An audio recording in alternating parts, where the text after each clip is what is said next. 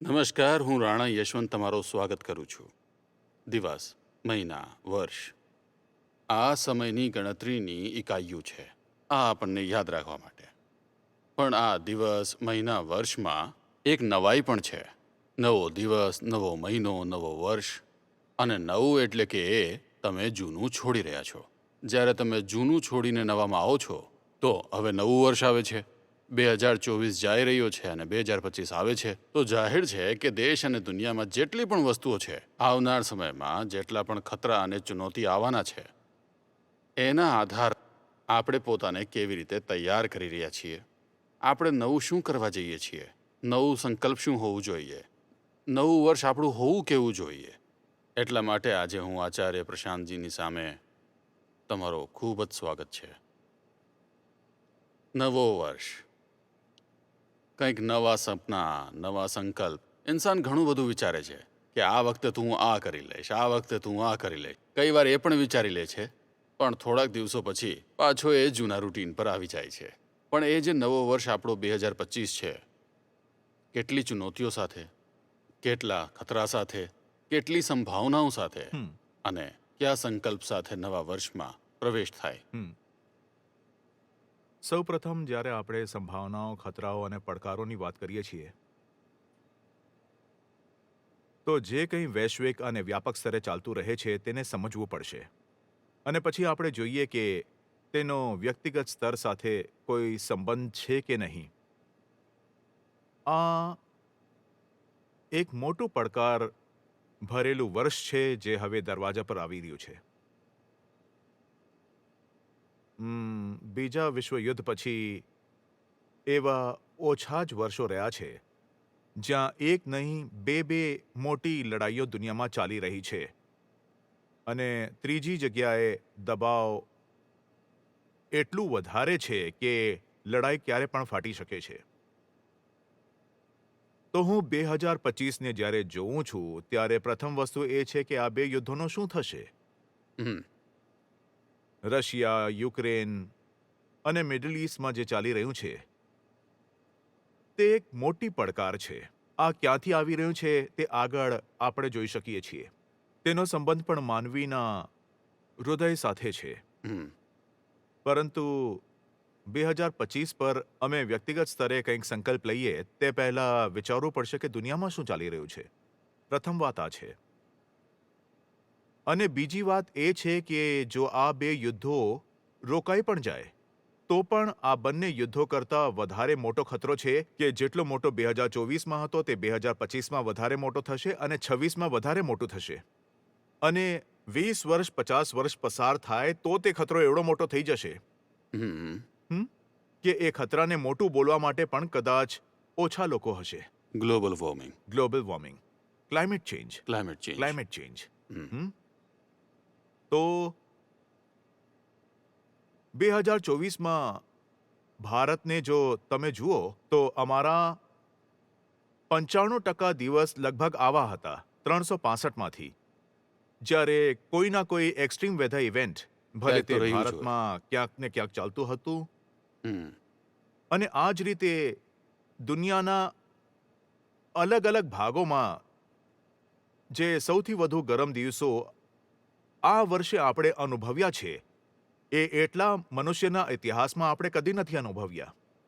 એટલે 2024 અત્યાર સુધીનું સૌથી ગરમ વર્ષ. 2024 હવે સુધીનો સૌથી ગરમ વર્ષ રહ્યો છે. અને જે 2024ના મહિના, દિવસ અને અઠવાડિયા હોય, તમે જેમ પણ સ્તર પર સરેરાશ કાઢો તે પણ સૌથી ગરમ રહ્યા છે.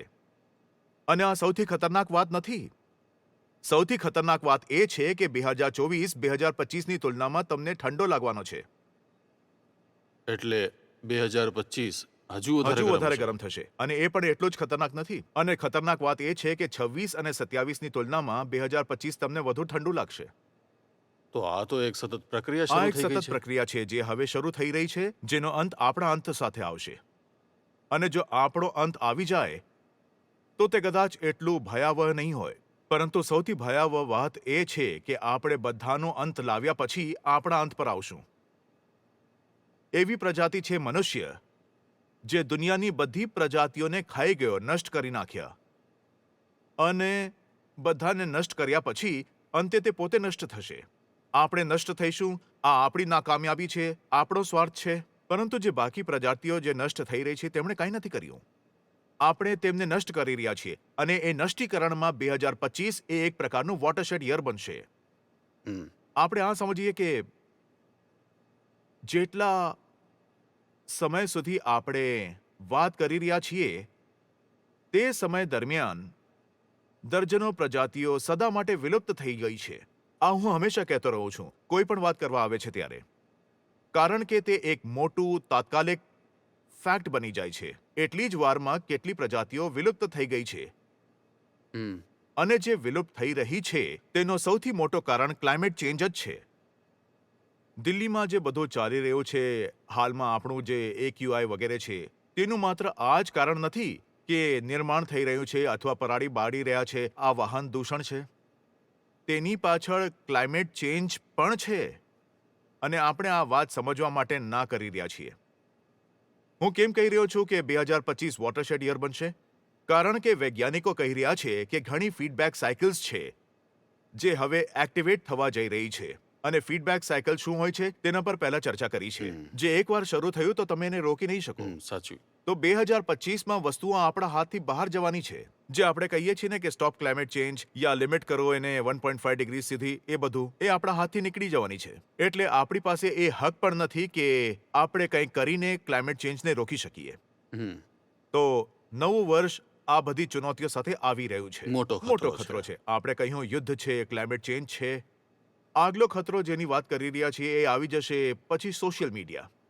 હમ સોશિયલ મીડિયા કઈ રીતે મોટો ખતરો બની ગયું છે? કારણ કે આપણે પોતાની વાત કરી રહ્યા છીએ અને મનુષ્યનો અર્થ છે તેની ચેતના, તેનું મન. સોશિયલ મીડિયાએ આજે મનુષ્યના મન સાથે એવું કર્યું છે જે એના ઇતિહાસમાં ક્યારેય નથી થયું. આપણે યોગ્ય રીતે વિચારવા અને સમજવા અને કોઈ પણ મુદ્દે ધ્યાન આપવાના સંદર્ભમાં હમ અસમર્થ થઈ ગયા છીએ. હમ આપણું સ્વાસ્થ્ય જે ખૂટી ગયું છે, આપણે યોગ્ય રીતે સાંભળીને સમજવા માટે સક્ષમ નથી. દરેક વ્યક્તિ નહીં, પરંતુ જે સોશિયલ મીડિયા પર વધુ સમય પસાર કરે છે હમ તેમની સાથે જે બન્યું છે તે હવે મેન્ટલ ડિસઓર્ડરમાં રૂપાંતરિત થઈ રહ્યું છે અને અમુક હદ સુધી તેનો સંબંધ આ શતાબ્દીની ભયાનક મહામારી લોનલીનેસ, એકલાપણું, એની સાથે પણ છે. આ બહુ મોટો પ્રશ્ન છે. મેં જોયું અને ઘણી જગ્યાએ મને વાંચવા પણ મળ્યું કે જનસંખ્યા જેવી રીતે વધી રહી છે, માણસ એવી જ રીતે એકલો થઈ રહ્યો છે. હા. સોશિયલ મીડિયાએ પરિવારના અલગ અલગ લોકોને અલગ અલગ કમરાઓમાં કેદ કરી દીધા છે. બરાબર. મિત્રો વચ્ચે જે દૂરી છે એ સોશિયલ મીડિયાના ટચમેન્ટથી મટી ગઈ. પણ માણસ એક પોતાના રૂપમાં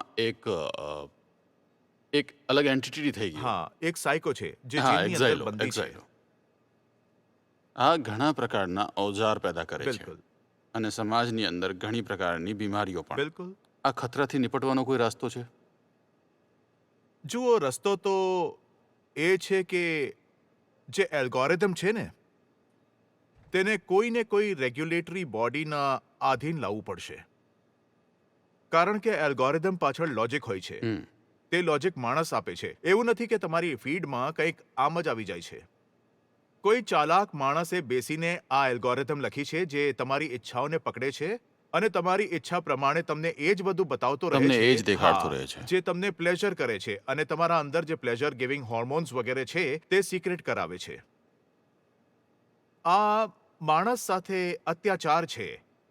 મેં એકવાર એવું પણ કહ્યું હતું કે આ એક પ્રકારનો માનસિક બળાત્કાર છે. તમે નથી કરી રહ્યા હોય તો પણ આ એક પ્રકારનો સેક્સ્યુઅલ માસ્ટરબેશન છે.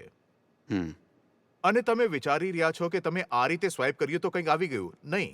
હવે જે આગળ આવી રહ્યો છે તમારે જોવાના માટે કોન્ટેન્ટ, રીલ્સ, શોર્ટ્સ એના પર જ રહે છે વધારે અટેન્શન લોકોનો.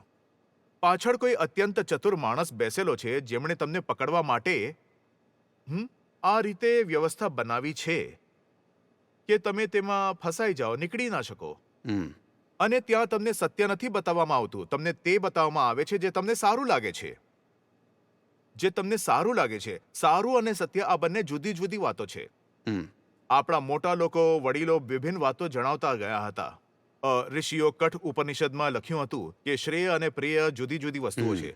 નચિકેતાને એટલું સમજાવવાનું હતું. અને જે લોકો શ્રેયનો માર્ગ છોડીને પ્રેયના માર્ગ પર જતા રહે છે તેમનો સમૂળ વિનાશ થઈ જાય છે. તો જે સોશિયલ મીડિયા છે તે આપણને પ્રેયના માર્ગ પર મોકલે છે. પ્રેયનો અર્થ છે પ્રિય, જે આપણને પસંદ આવે છે. ભાઈ, મને આ પસંદ આવી રહ્યો છે, તો એ બતાવતું રહેશે. એ જ જોઈ રહ્યા છો જે તમને પસંદ આવી રહ્યું છે. અને જે પસંદ આવી રહ્યો છે તેમાં સત્ય ક્યાંય નથી. તે તમને વધુ ઝૂઠમાં ફસાડે છે. હવે એલ્ગોરિધમને સહારો આપવા માટે એઆઈ પણ આવી ગયું છે. તો હવે શું થાય છે કે જે કાંઈ પણ પહેલા હાજર નહોતું તમને ખુશ કરવા માટે, હવે તમારું મન અનુસરીને એલ્ગોરિધમ એને ક્રિએટ કરી અને તમને બતાવી દે છે. અને જેટલું અત્યારે બતાવે છે તેના કરતાં વધુ 2025માં બતાવશે. તો આ એક ભયાનક રીતે લોનલીનેસ બની જશે, જેમાં તમને એવું લાગે છે કે કોઈ માણસની જરૂરત જ નથી, કેમ કે મારી આ બધી કામનાઓને આ સ્ક્રીન જ પૂરી કરી દે છે. અને જેટલું તમે પોતાની જાતને નથી ઓળખતા એના કરતાં વધુ એલ્ગોરિધમ તમને જાણે છે. તો તમારી કામનાની, તમારા ભોગની, વાસનાની એક એક સામગ્રી આ સ્ક્રીન પર તમારી સામે આવતી જશે. અને તમે બિલકુલ રોમાંચિત થઈ જશો, પુલકિત થઈ જશો, અને તમે સ્ક્રીનથી ચોંટતા જશો. અને જેટલા તમે ચોંટતા જશો તેટલું તમે યથાર્થથી, પરિવારથી, સમાજથી, મિત્રોથી દૂર થતા જશો. કેમ કે સ્ક્રીન જ તમારી જિંદગી બની ગઈ છે ને. તમને બીજે ક્યાંય જવાની જરૂર જ શું છે? અને સ્ક્રીનને એવી રીતે તૈયાર કરવામાં આવે છે કે તમે આખો સમય તેમાં ઘૂસતા રહો. એટલે આ બહુ મોટો ખતરો છે. હવે હું યુદ્ધના ખતરા વિશે વાત કરું તો તમે તરત માની લેશો, કેમ કે તેમાં બોમ્બ ફૂટતો દેખાય છે. હું ક્લાઇમેટ ચેન્જના ખતરા વિશે વાત કરું તેમાં પણ ખતરો જોવા મળે છે. તુફાન જોવા મળે છે, વરસાદ થાય છે, અકાળ પડતો દેખાય છે, સમુદ્ર તટનો પાટો ઉછળે છે, પ્રજાતિઓ લુપ્ત થવું દેખાય છે. આ બધું ખતરાની વાતો લાગે છે, બહુ જ ભયાનક લાગે છે. પરંતુ જ્યારે આ સોશિયલ મીડિયા વિશે વાત આવે છે અને એમાં એઆઈથી સંબંધિત ખતરો, તેમાં સંબંધિત માનસિક વિકાર અને લોનલીનેસની વાત થાય ત્યારે આપણને એટલો ખતરો નથી લાગતો, કારણ કે ત્યાં જે કિસ્સો છે તે પ્લેઝરેબલ છે.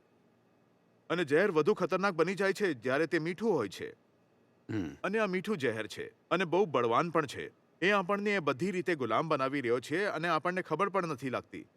કોઈ તમને આવીને કોલોનાઇઝ કરે બહારથી, જેમ કે મૂડીવાદમાં થયું કે જાઓ સમગ્ર દેશમાં વસાહત કરી લો, તો તમને ખબર પડે છે, તમે વિરોધ કરો છો, તમારે ત્યાં ક્રાંતિકારીઓ ઉદ્ભવે છે, ગોળી ચલાવે છે, બોમ્બ ધમાકા થાય છે, આઝાદી મેળવવાનો પ્રયાસ કરો છો.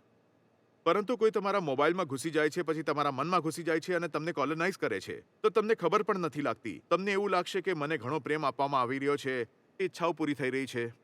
આ જે સોશિયલ મીડિયા છે આજકાલ તમને બંધક બનાવવાનો, કોલોનાઇઝ કરવાના અને તમને લૂંટવાની એક બિલકુલ અનોખી રીત છે. અને આનો ઉદ્દેશ્ય બિલકુલ એ જ છે જે ઈસ્ટ ઇન્ડિયા કંપનીનો હતો. જે કોઈ પણ યુરોપિયન પાવર હતું તે કોલોનાઇઝ કરવા માટે કેમ નીકળી રહ્યા હતા? કોઈને તે લાગણીઓ નહોતી કે આ કાળા અને ભૂરા લોકોને દંડા મારવા છે. તે કોલોનાઇઝ કરવા પૈસા માટે નીકળી રહ્યા હતા. તે ચાઇનાનો ઓપિયમ વોર હોય કે ભારતીય કોલોનાઇઝેશન હોય કે આફ્રિકાનો સ્લેવ ટ્રેડ હોય, તે બધું શેના માટે હતું? તે બધું પૈસા માટે હતું. તો અહીંથી પણ જે તમને કોલોનાઇઝ કરવું છે તે પૈસા માટે જ કરવામાં આવી રહ્યું છે. તેના વિરુદ્ધ તમે વિદ્રોહ પણ કરી શકતા હતા, પરંતુ આના વિરુદ્ધ તમે વિદ્રોહ નહીં કરો. આ 2025નો એક ખૂબ ભયાનક ખતરો થઈને સામે આવશે. યુદ્ધ, ક્લાઇમેટ ચેન્જ પછી આ બીજો મોટો ખતરો છે. આ બહુ જ રસપ્રદ મામલો છે. આચાર્યજી કહી રહ્યા છે કે મૂડીના દ્વારા રોકાણ કરી અથવા કોઈની ખેતી, કોઈનું ઉત્પાદન, આનો ઉપયોગ કરીને તમે પૈસા કમાતા દેખાઈ રહ્યો છો.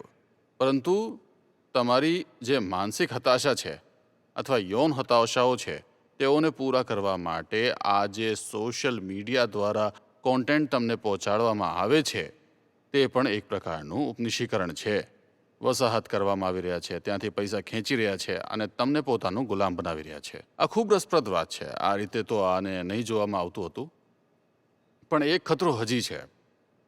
ઓટીટી પર જે કોન્ટેન્ટ આવે છે અને તે ખુલ્લો મંચ છે. તમારા બાળકો સરળતાથી ત્યાં પહોંચી શકે છે અને ઓટીટી આપસમાં એક પ્રકારના સેમી પોર્ન કોન્ટેન્ટ આપે છે. પોર્ન કોન્ટેન્ટ જેમ કે હોય છે અને તેમાં એક મોટી આબાદી જે અમારા બાળકોની છે, કિશોર અવસ્થામાં જે છે છોકરાઓ છે, તે બીમાર થઈ રહ્યા છે અને પદભ્રષ્ટ થઈ રહ્યા છે, ડિરેડ થઈ રહ્યા છે. અને આ ખતરો તમારી નવી પેઢી સામે ખૂબ મોટો છે. આ 2025માં એક મોટું સંકટ વસ્તુ છે ને. હમ કંઈક એવું બતાવો જે જોવાવાળાને દબાણ આપે અને તે વસ્તુ જે બતાવાઈ રહી છે તેમાં હકડ રહેશે, કોઈ ભ્રમ બની રહેશે કે આ જે થઈ રહ્યું છે મારી પસંદગીનું છે, કારણ કે મેં આ ચેનલ પસંદ કરી હતી, મેં સ્વાઇપ કર્યો હતો તો આ આવ્યું હતું, હું આ ફલાણાને ફોલો કરું છું તો આ આવ્યું હતું. તમને ખબર પણ નહીં પડે કે તમે એને ફોલો નથી કરી રહ્યા, પણ કરાવડાવાઈ રહ્યા છો. કોઈ ધક્કો આપીને કામ કરાવવામાં આવી રહ્યું છે, ડંડા મારીને, બંદૂક બતાવીને, તો ખબર પડી જાય છે કે અમારી સાથે મજબૂરી થઈ રહી છે. પણ શાંતિથી તમને લલચાવીને તમારી સાથે કામ કરાવું ત્યારે તમને ખબર પણ નથી લાગતી કે તમારી સાથે મજબૂરી થઈ રહી છે. આ કોઈને મજબૂર કરાવવાની બહુ જૂની રીત છે. તમે યૌન હતાશાની વાત કરી. માણસને તેની સેક્સ્યુઅલ સેન્ટર પર પકડો, તે ક્યાંય જવાનો નથી. હવે કોઈને ગુલામ બનાવવાનું હોય તો ઘણી રીતો હોય છે, જેમાંથી એક મોટા કામની રીત હોય છે સેક્સ. તો આ એ જ રીત છે જે આજે અપનાવવામાં આવી રહી છે. આ બહુ જૂની રીત છે, જંગલની રીતો છે, જે નવા અવતારોમાં બિલકુલ આધુનિક અને એઆઈ વાળા અવતારોમાં આપણી સામે આવી રહ્યા છે, અને આપણી પાસે કોઈ સમાધાન નથી કેવી રીતે સામનો કરવો. એક મામલો આમૂલીકરણનો છે. આ દુનિયા જે છે હમણાં સિરિયાની અથવા આપણે ગઝા કે બાંગ્લાદેશ, મ્યાનમારમાં પણ ઓછા શબ્દો આવે છે. તો જે આપણે જોઈએ તો જે બૌદ્ધો છે, જેમણે મહાત્મા બુદ્ધે એક અલગ પ્રકારની પરંપરા શરૂ કરી, તે પણ માર્શલ કોમ્બેટ બની ગઈ અને તેણે પણ સેના બનાવી લીધી. આ ખતરો મને લાગે છે કે 2025માં ખૂબ મોટું વધશે. છે. આમાં તમારે પૂરી દુનિયાને જ જોડવી જોઈએ. આ આમૂલીકરણ અને ઉગ્રવાદ છે, કટ્ટરવાદ, આ સમગ્ર દુનિયામાં છવાઈ રહ્યો છે. હવે અમેરિકામાં જે ચૂંટણી થઈ છે, તમને શું લાગે છે કે આ પર તે કટ્ટર ધર્મની છાયા ન હતી? હમ પાકિસ્તાન, અફઘાનિસ્તાન, મધ્ય પૂર્વમાં જે લડાઈ ચાલી રહી છે, તમને શું લાગે છે આ ફક્ત જીઓપોલિટિકલ છે? અનિવાર્યપણે આ એક ધર્મયુદ્ધ છે. અસલમાં આ એક ધાર્મિક યુદ્ધ છે. ભલે ઉપરથી તેને જીઓપોલિટિક્સનો ચોલો પહેરી લીધો હોય. આપણે બાંગ્લાદેશ અને પાકિસ્તાનની વાત કરી રહ્યા છીએ. બંને વચ્ચે જે હિન્દુસ્તાન છે એને આપણે ભૂલી શકીએ છીએ? શું હિન્દુસ્તાનમાં દરેક રીતે આમૂલીકરણ વધતું નથી? જ્યારે તમે બૌદ્ધોની વાત કરી, તો શું આપણે શ્રીલંકાને ભૂલી શકીએ છીએ? ત્યાં જે ઘણા સમયથી લડાઈ ચાલી, તે ખરેખર બૌદ્ધો અને હિન્દુઓ વચ્ચે ન હતી. તો ધર્મનો જે વિકૃતિકરણ થઈ રહ્યું છે, તે માનવને ક્યાંયનો નહીં છોડે, કારણ કે મનુષ્ય એક આધ્યાત્મિક પ્રાણી છે, પછી તે સામાજિક પ્રાણી છે. આ મેં કહ્યું છે, કોઈ બીજાએ નથી કહ્યું. ઉદ્ધત નથી કરી રહ્યો. તો આપણે એ લોકો છીએ જે ચેતના ધરાવે છે, જંગલી પ્રાણીઓ નથી. અને આપણી જે ચેતના છે તે માંગે છે, પૂછે છે, કહો સાચું શું છે, મને ખોટામાં નથી જીવવું. સત્યની એ જ શોધને ધર્મ કહેવાય છે. બ્રહ્મમાં ન જીવવું, આંતરિક બંધનોને પડકાર આપવાને ધર્મ કહેવાય છે. તો ધર્મ જે છે તે માનવની અંદરની તમામ બીમારીઓની રામબાણ દવા છે. અને દવા જો અગર ઝેર બની જાય તો માણસને કોણ બચાવશે? ધર્મ જેને દવાનું કામ કરવું જોઈતું હતું, તેમાં શું શું ભરી દીધું છે કે તે સંપૂર્ણ ઝેરીલો બની ગયો છે. અને દુનિયામાં હમણાં દરેક બહુ જગ્યાએ મોટો એક નિવેદન આવ્યો છે આરએસએસના પ્રમુખ મોહન ભાગવતનો. તેમણે કહ્યું કે એક અયોધ્યાનો મામલો હતો અને તે એક અલગ રીતે આ દેશમાં રજૂ કરવામાં આવ્યો. તેનો નિપટાવો થઈ ગયો, વાત અહીં સુધી ખતમ થઈ જાય છે. આગળ જે છે આ પ્રસંગને વધારવું યોગ્ય નથી. જુઓ, ધર્મનો મુખ્ય ઉદ્દેશ્ય માણસને મુક્તિ આપવા માટે હોય છે. હું મારી જીવન ઉર્જાને અંડબંડ દિશાઓમાં ન લગાવું. મને ખબર રહે કે હું કોણ છું, જેથી હું ઈચ્છાઓની પાછળ ગુલામ બનીને ન દોડું. હું બીજાને ભોગની દૃષ્ટિએ જોઈને કોઈની સાથે સંબંધ ન બનાવું. ધર્મ આ બાબતો સાથે સંબંધિત છે. ધર્મનો અર્થ એ બધું નથી જે આજકાલ ચાલી રહ્યું છે. અને આ બધું જે થઈ રહ્યું છે તે ચાલુ રહેશે. તો પછી ધર્મ એટલો ખરાબ અને દુશ્મન બની જશે કે જે પેઢીઓ અમારી સામે આવી રહી છે તે ધર્મથી એકદમ દૂર થઈ રહી છે. ઉદાહરણ આપું છું. બ્રિટનમાં પહેલીવાર એવું થયું છે કે હવે જે પોતાને ખ્રિસ્તી કહે છે તે બહુમતીમાં નથી. તે 50% કરતાં નીચે થઈ ગયા છે. મોટા ભાગના લોકો માટે તો આ આશ્ચર્યજનક બાબત હતી. અમે તો વિચારતા હતા કે બ્રિટિશ તો બધા ખ્રિસ્તી હોય છે. એવું નથી. તે 50% કરતા નીચે જઈ રહ્યા છે જેમણે પોતાને કહ્યું હતું કે હા સાહેબ, હું તો ઈશ્વર પર વિશ્વાસ રાખું છું. હું થીઇસ્ટ છું. તે 50%થી નીચે જઈ રહ્યા છે. અને બાકી ક્યાં ગયા? એથિસ્ટ. હા, તે કહી રહ્યા છે અમને નથી માનવું. બાકી અથિયસ્ટ થઈ ગયા યા બીજા ધર્મમાં જોડાઈ ગયા. મતલબ કુલ મળીને ખ્રિસ્તી ધર્મ હવે ત્યાં બહુમતીમાં નથી. આવતી પેઢીઓ વારંવાર ધર્મની ગંદકીને જોઈને ધર્મને જ લાત મારી રહી છે. તો પછી જે ઝીલોટ્સ છે ને, તે ઉન્માદી લોકો જે કહે છે કે અમે ધર્મની રક્ષા માટે આગળ આવી રહ્યા છીએ, અમે તો ધર્મને બચાવશું. ધર્મને બચાવવો ખૂબ જ જરૂરી છે. ધર્મ સંકટમાં છે. હું તેમને કહેવા માંગુ છું કે તમે જે કરી રહ્યા છો તેના કારણે ધર્મ એકદમ બરબાદ થઈ જશે, મરી જશે. કારણ કે તમે કોઈને ફરજિયાત ધાર્મિક બનાવી શકતા નથી. તમારી દરેક ક્રિયાઓને જોઈને ન જાણે કેટલા લોકો ધર્મને નકારીને જઈ રહ્યા છે. તમારી ક્રિયાઓને જોઈને તેઓ કહે છે કે જો ધર્મના પ્રતિનિધિ, ધર્મના નેતાઓ એવા હોય તો મને ધર્મની જરૂર નથી. આ થવાનું છે. તો આવા સમયે આ વાત કે ભાઈ બસ કરો, હવે બહુ થઈ ગયું, તમે રોજ રોજ ક્યાંક એક એવી નવી આફત ઊભી કરી રહ્યા છો, તો આ જે નિવેદન આવ્યું સારું છે, તેની પ્રશંસા થવી જોઈએ.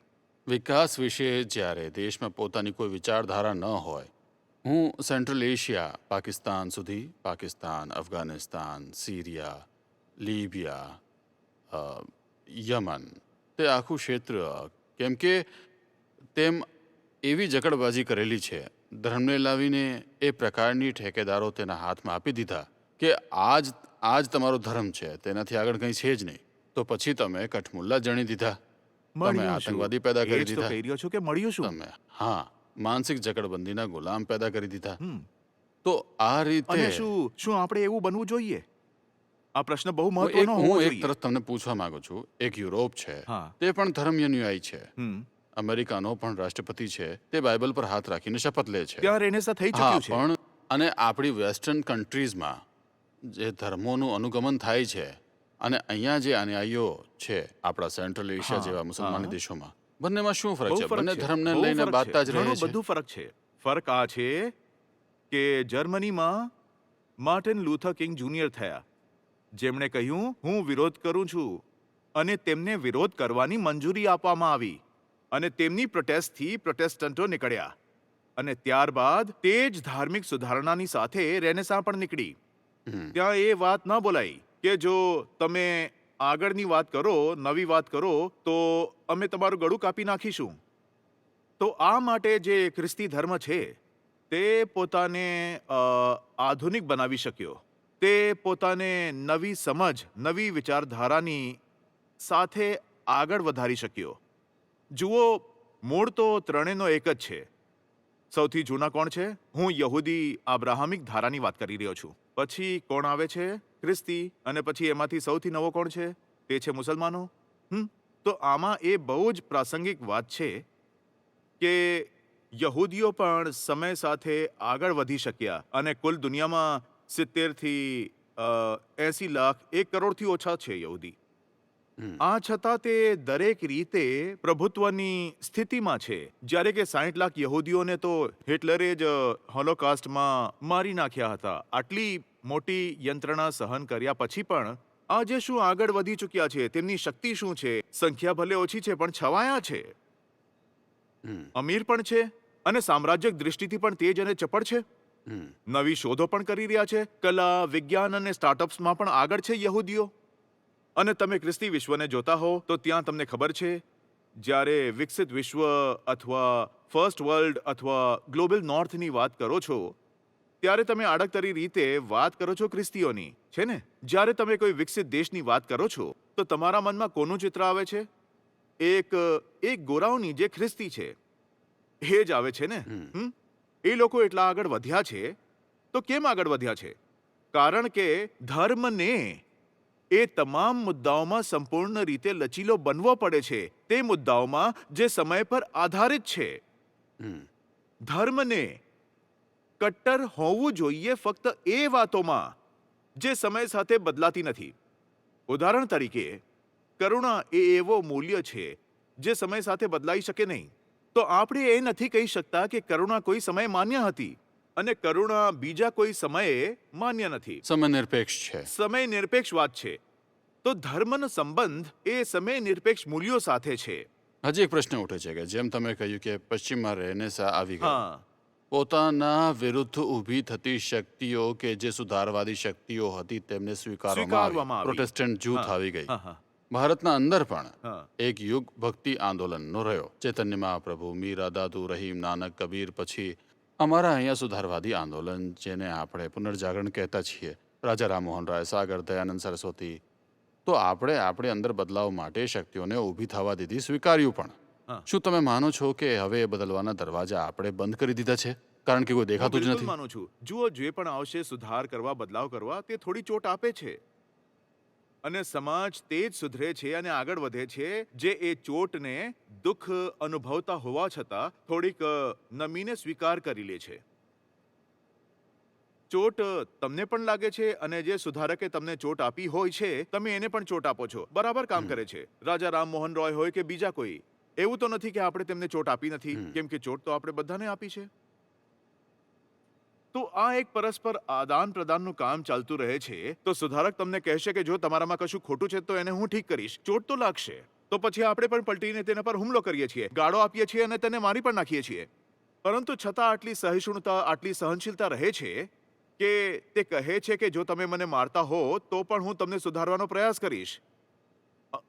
અને અમે કહીએ છીએ કે અમને તારી વાત ખરાબ તો લાગી રહી છે, પરંતુ ઠીક છે, લાવો સાંભળી લઈએ. અને પછી સાંભળતા સાંભળતા સમજમાં આવે છે કે આની વાત તો સાચી છે. જ્યારે આ પ્રક્રિયા થાય છે તે પ્રક્રિયા હિન્દુ ધર્મ હજુ પણ ચાલી રહી છે. તે પૂરી થઈ નથી. જે આપણો કાર્યક્રમ છે તે લગભગ 200 વર્ષ પહેલા શરૂ થયો હતો અને તે હજી પણ ચાલી રહ્યો છે, પૂરો નથી થયો. જે દિવસે પૂરો થઈ જશે તમને લાગશે કે જાતિવાદ દૂર થઈ ગયું છે. તે દિવસે તમે જોઈ શકો છો કે ઘણી બધી આપણી ગડબડ પ્રકારની પ્રથા, પરંપરા અને અંધવિશ્વાસો હટી ગયા છે. મહિલાઓ પ્રત્યે જે આપણો વલણ હતો તે બદલાઈ ગયો છે. લોક ધર્મમાં ઘણા પ્રકારની સંકીર્ણતાઓ અને શુદ્ધતાઓ દૂર થઈ ગઈ છે. અને સૌથી મોટી વાત, વિજ્ઞાન માટે આપણું મોટું માન અને પ્રેમ વધ્યો. જે દિવસે હિન્દુઇઝમમાં જે સુધારાત્મક કાર્યક્રમ છે તે નિષ્પત્તિની તરફ, નિષ્કર્ષની તરફ આગળ વધશે, તે દિવસનું મોટું લક્ષણ જે તમે જોશો કે હિન્દુ મન જે છે તે વિજ્ઞાનને ખૂબ ઇજ્જત આપવાનું શરૂ કરી દેશે. તે થઈ રહ્યું છે ધીમે ધીમે, ચાલી રહ્યું છે. તો જ્યારે તમે ઈસાઈયતને જોતા હો તો ત્યાં તે કાર્યક્રમ 80-90% પૂર્ણ થઈ ગયો હતો અને પહેલાથી પૂર્ણ થઈ ચૂક્યો છે. 100% વાળી તો ક્યાંય પૂરું નથી થયું. ત્યાં પણ કટ્ટરવાદી બેઠા છે, થોડા પ્રમાણમાં અંધવિશ્વાસી પણ છે, પરંતુ 80-90% તેમને રેનેસાને લીધે અને તેમના રાજકીય ક્રાંતિઓના લીધે તેઓએ પોતાને ચર્ચના જાળમાંથી મુક્ત કરી લીધો હતો. હિન્દુ ધર્મ પ્રક્રિયા ચાલી રહી છે. ઇસ્લામમાં શરૂઆત જ નથી થઈ રહી. હવે જ્યારે શરૂઆત જ નહીં થાય તો પછી શું થશે? શરૂઆત નહીં થાય તો એ જ થશે, માત્ર લડાઈ, ઝઘડા, મારપીટ ચાલતી રહેશે. એક પ્રિમિટિવ જેવી પરિસ્થિતિ જોવા મળે છે. ક્યાંય પણ કોઈ ઉદારવાદી વિચારધારા નથી. અડધી વસ્તી મહિલાઓની છે, તે બંધનમાં રહે છે, તેમને બહાર જવાની મંજૂરી નથી, તેમને વાંચવા આપતા નથી, તેમને રાજકીય અને આર્થિક ભાગીદારી આપતા નથી. અને જ્યારે બધું ખૂબ અજીબ છે, આ તો ધર્મના લક્ષણો જ નથી. ધર્મનું કામ આ બધું કરવાનું નથી. ધર્મનું કામ શું છે? આપણે વાત કરી હતી ને, ધર્મનું કામ છે માણસને અંદરથી આઝાદી આપવી. આપણી અંદર કંઈક બેસેલું છે જે હંમેશા પરેશાન રહે છે, મોટી બેચેનીમાં, મોટી તડપમાં રહે છે. ધર્મનું કામ એ છે કે તેને થોડું બોધ આપવું, જ્ઞાન આપવું અને તેને શાંતિ આપવી. આને જ તો મુક્તિ કહેવામાં આવે છે. આની જગ્યા પર ધર્મ એ બધું કરાવવાનું શરૂ કરે કે આને માર, એને માર, તેના ઘરમાં આગ લગાવ, તેનું ગળું કાપી નાખ. તેને કહો કે હાલમાં અફઘાનિસ્તાનમાં શું થયું. હવે તેઓએ એને વધારે કર્યું છે કે મહિલાઓ ભણવા પણ નથી જઈ શકતી. એને વધુ કર્યું છે. અને આ બધું કોના નામ પર કરી રહ્યા છે? ઇસ્લામના ધર્મના નામ પર, ઇસ્લામના નામ પર કરી રહ્યા છે. તો પછી અને શું થઈ રહ્યું છે કે એક પ્રકારનો ડોમિનો ઇફેક્ટ ચાલી રહ્યો છે, પ્રતિક્રિયાત્મક અસર ચાલી રહ્યો છે.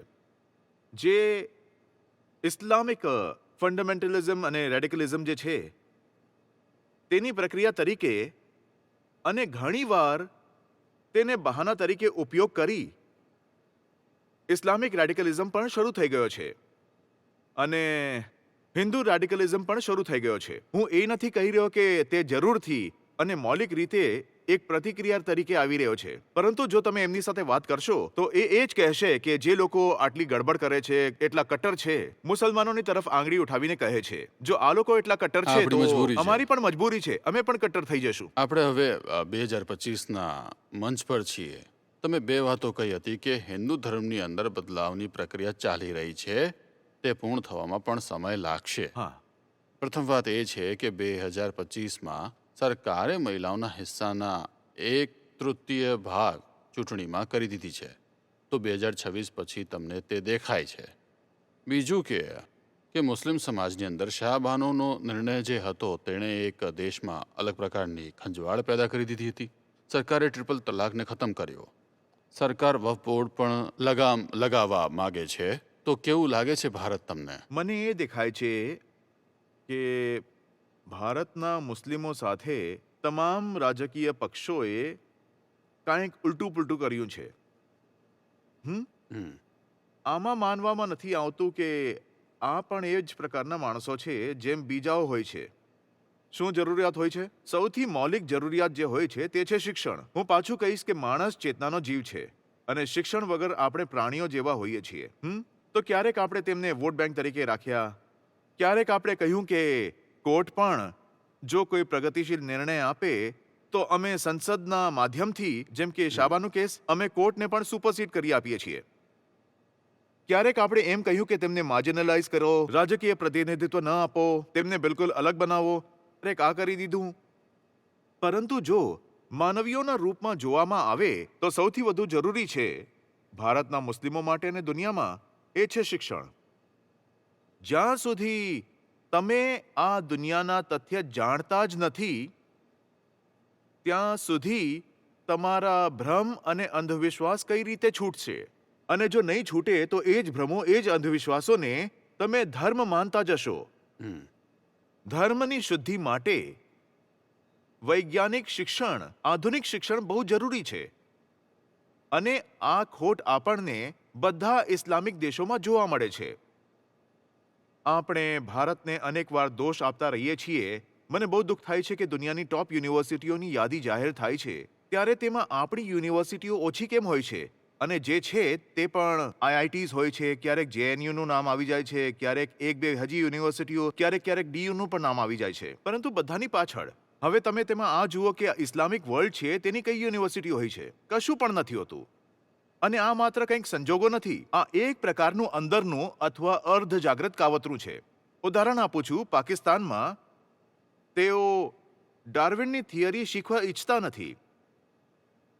તેમને પાઠ્યક્રમમાંથી કાઢી દીધી. તેમના માટે શિક્ષણ ખતરનાક વાત છે. તેઓ કહે છે કે જો અમે આ જણાવી દીધું કે માણસનો ધીરે ધીરે વિકાસ થયો છે અને હજુ પણ થઈ રહ્યો છે, તો પછી આ વાત અમે આપણા બાળકોને કેવી રીતે કહીશું કે એક દિવસ કોઈ ઉપર બેસેલો છે જેમણે માણસની રચના કરી? આ જે ક્રિએટર અને ક્રિએશનની થિયરી છે, આ પછી ધારાશાહી થઈ જશે. અને આખો મામલો જ જ્યારે આના પર ચાલે છે કે એક ક્રિએટર છે, એ ક્રિએશન છે, તો પછી શિક્ષણ અને વિજ્ઞાન દુશ્મન જેવા લાગે છે. જે ઇસ્લામ છે તે એક એવું પરિપ્રેક્ષ્ય અને સંસ્કાર બનાવે છે કે જે માણસનો સ્વતંત્ર વિકાસ છે, જે વૈજ્ઞાનિક દૃષ્ટિ છે, તે વિકસિત જ નથી થવા દેતા. તેથી જ દુનિયાના તમામ ઇસ્લામિક દેશો છે તે આજે પણ ઘણા પાછળ છે. જુઓ, કોઈ પણ ધર્મ હોય છે ને, તે ચાલે છે શેના પર? ધર્મ ગ્રંથ પર. ઠીક છે, તમને કોઈ એવો ધર્મ નહીં મળે જેમાં ગ્રંથ ના હોય. કે પછી બુક્સ. ત્યાં પણ એક બુક છે, રિલિજન ઓફ ધ બુક. અમે રિલિજન ઓફ ધ બુક્સ છીએ. ઘણી બધી ચોપડીઓ છે, પણ ઘણી બધી હોવા છતાંય આપણે કહીએ છીએ વેદ. વૈદિક ધર્મ છે અમારો. ઠીક છે, તો બધા પાસે એક પુસ્તક તો હોય છે. હવે એ જે પુસ્તક હોય છે તે રચાયેલી હોય છે, લખાયેલી હોય છે. આ ધાર્મિક લોકોની ભાષામાં કહીએ તો ઉતરી હોય છે કોઈ એક સમય પર. તો તેમાં ઘણી એવી વાતો હોય છે જે માત્ર તે સમય માટે ઉપયોગી હતી અને ઠીક હતી. તો જ્યારે બુક આવી ત્યારે તે સમયે કંઈક ચાલી રહ્યું હતું તો લખી નાખ્યું હતું, તેમાં લખાઈ ગયું હતું. તો જે તે ધર્મના અનુયાયી હતા એ તેમની પોતાની ફરજ હોય છે, તેમની પોતાની બુદ્ધિની વાત હોય છે કે જે બાબતો ફક્ત ભૂતકાળની છે તેને બહુ આદર સાથે હવે મ્યુઝિયમમાં રાખી દો, અને જે બાબતો બિલકુલ કાળ નિરપેક્ષ છે, આંતરિક છે, સનાતન છે, કાળાતીત છે, સમય બહિષ્કૃત છે. એ વાતોને સદા અનુસરણ કરતા રહો. પરંતુ આ ડિસ્ટિંક્શન કે ભાઈ આ સમયે હવે આ બાબતો છે, આ પણ કોઈ કામની નથી અને ફક્ત જે આ કેન્દ્રીય માહિતી છે તે કામની છે. એ આપવા માટે દરેક સમયે કોઈ એવું જોઈએ જે આવીને સમકાલીન ભાષામાં પોતાના ગ્રંથને ફરીથી ઇન્ટરપ્રેટ કરે અને પોતાના લોકોને જણાવે કે આજની દુનિયામાં આ ગ્રંથનો આ અર્થ છે. કારણ એટલા માટે ઇસ્લામનો જે સંપૂર્ણ ઇસ્લામ તેનો શિક્ષણ અવકાશ આપતો જ નથી. હવે તમે જો ઇસ્લામના કોર પર જાઓ, તમે જ્યાં બધું દૂર કરી દો, જે સમય સાથે સંબંધિત છે, તમે બધું હટાવી દો, બધું દૂર કરી દો, તો જે કોર વાત છે ઇસ્લામમાં તેને આગળ રાખો તો તે પણ નિરખીને આગળ આવશે. જે કેન્દ્રીય માહિતી છે ત્યાં તૌહીદ, ટોટલ નોન ડ્યુઆલિટી, તો એ ત્યાં પણ નિરખીને આવશે. પણ તેને કાઢીને લાવશે કોણ? જે એને બહાર લાવવાનો પ્રયત્ન કરે છે. તો એને પછી મનસૂર જેવી હાલત થાય છે. મનસૂરની હાલત ખબર છે ને તમને, કે એક વારમાં નથી મારતા, રીતથી મારે છે. આંખો કાઢી લેશે, નાક કાપી લેશે, જીભ કાપી લેશે, તડપાવીને મારશે. તો માણસ કહેશે કે ભાઈ મારે કોઈ સુધારક નથી બનવું. તો આ એ પણ થઈ શકે કે જે ભારતનું જે ઇસ્લામિક સમાજ છે એ કારણ કે એ જ પરિવેશ અને એ જ ધાર્મિક સૂત્રવાદ અને સંસ્કારની અંદર રહે છે, એટલે બહુ કોશિશ કર્યા પછી પણ એનામાં બદલાવ નથી આવતો.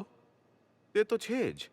હવે જુઓ, કોઈ પણ વ્યક્તિ જે સંપૂર્ણ મૂળભૂત વાતને પકડીને નહીં ચાલે, તે ધર્મના નામ પર દુઃખો જ ખાશે. પોતે પણ બીમાર રહેશે અને બીજાઓને પણ બીમાર કરશે. હવે મારા પ્રશ્નનો બીજો ભાગ, જે મહિલાઓને 1/3 હિસ્સેદારી મળી લોકસભા વિધાનસભાઓમાં, તો ભારતમાં નવું વર્ષ શરૂ થાય ત્યારે મહિલાઓની સ્થિતિ તમે કેવી રીતે જોઈ રહ્યા છો? હું તો આ રીતે જોઉં છું કે મહિલાઓની દુર્દશા કેવી રીતે હતી.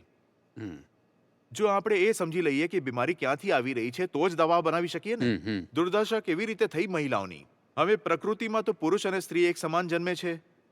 ઘરમાં છોકરી થઈ છે, છોકરો થયો છે, ત્યાં તો કોઈ એવો ભેદ નથી. બાળકો છે જન્મી ગયા છે. અને જો જંગલ જાઓ તો ત્યાં પણ પુરુષ અને માદા પોતાની કામગીરી કરી રહ્યા છે પ્રકૃતિમાં. તો આ બીમારી ક્યાંથી આવી? સ્ત્રી શોષણની. આ બીમારી પણ ધર્મનો માહોલ ધારણ કરીને આવી હતી. જ્યારે સુધી ધર્મના નામ પર ગંદકી છે તેને દૂર કરવામાં નહીં આવે ત્યાં સુધી મહિલાઓની સુધારણા શક્ય નથી. મહિલાઓનું ઉત્પીડન આપણે કહીએ છીએ કે એક સામાજિક સમસ્યા છે. ના સાહેબ, સમાજ પણ કહે છે કે હું જે કરી રહ્યો છું મહિલાઓ સાથે તે ધાર્મિક રીતે માન્ય છે, તે ધર્મસંમત છે, હું એટલે જ કરી રહ્યો છું. તો જો ધર્મનો આ સંસ્કરણ છે ને, જે કહે છે કે મહિલાની જગ્યા તો પતિના પગમાં છે અને મહિલાને તો શિક્ષણની પણ જરૂર નથી, ગુરુની પણ કોઈ જરૂર નથી, પતિ જ પરમેશ્વર છે અને તે જ ગુરુ છે, અને મહિલાઓ જો પતિના પગ નહીં દબાવે તો ઘરમાં લક્ષ્મી નહીં આવે. જો આ ધર્મનો સંસ્કરણ ચાલી રહ્યો છે તો તમે મહિલાઓને કેટલું પણ પ્રતિનિધિત્વ આપી દો, 1/3 નહીં 3/4 પણ આપી દો, કોઈ ફરક નથી પડવાનો. જ્યાંથી બીમારી આવી પહેલા ત્યાંનો ઉકેલ કરવો પડશે. ધર્મને દરેક મનુષ્યએ ચેતનાની રીતે જોવું પડશે, સ્ત્રી પુરુષ તરીકે નહીં. શરીર જોઈને ધર્મ કામ નહીં કરી શકે. ધર્મને કહેવું પડશે તમે પુરુષ છો, તમે મહિલા છો, તમે ચેતના છો, તમારા જીવનનું લક્ષ્ય છે મુક્તિ. જ્યારે આ થશે ત્યારે મહિલાઓ સ્વતઃ આગળ વધીને, તેમની પાસે બધું છે, પ્રકૃતિએ તેમને આપ્યું છે, પણ આપણે જ તેમને કૃત્રિમ સામાજિક જંજીરોમાં બાંધી છે. તે પછી સ્વતઃ આગળ વધીને તેમની સાચી જગ્યા જે છે તે મેળવી લેશે. આપણે તેમને જગ્યા આપવી પણ નહીં પડે, તે સ્વતઃ મેળવી લેશે. આચાર્યજી, નવા વર્ષ પર મેં વિચાર્યું કે સંકલ્પો સાથે આગળ વધવું છે, પરંતુ તમે કહ્યું કે પડકારો બહુ મોટો પ્રશ્ન છે. બિલકુલ. અને નવા વર્ષે આ પડકારોને સમજવું જરૂરી છે. મને લાગે છે કે અમારા દર્શકોને તમારા માધ્યમથી આ સમજમાં આવ્યું હશે કે 2025 નવું વર્ષ તો છે જ, પરંતુ આ ઘણા વધુ ખતરાઓ સાથે પણ આવવાનું છે 2024ની તુલનામાં, અને આ માનવીને તૈયારી કરવાની જરૂર છે. ખૂબ ખૂબ આભાર. તમારો ધન્યવાદ સર.